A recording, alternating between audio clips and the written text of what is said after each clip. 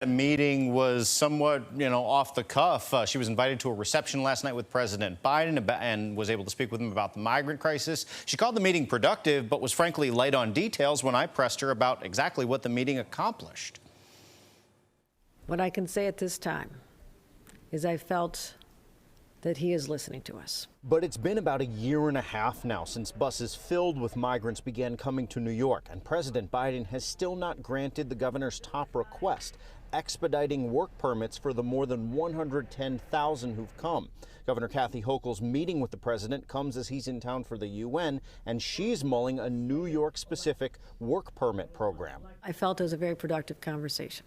That's all I'm going to say. Were any concrete promises made, Governor? At least to not get in the way of a potential state effort to, as you say, let them work.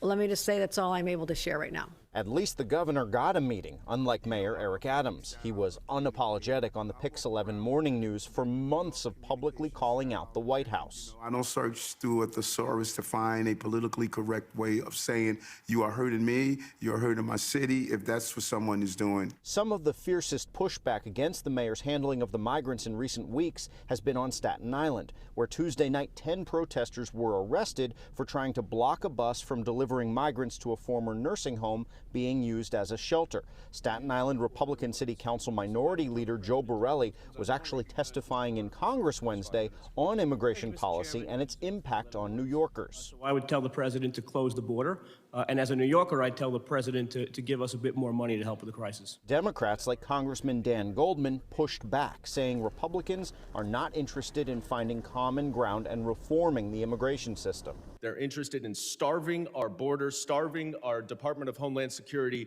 so that it continues to fail for their political benefit.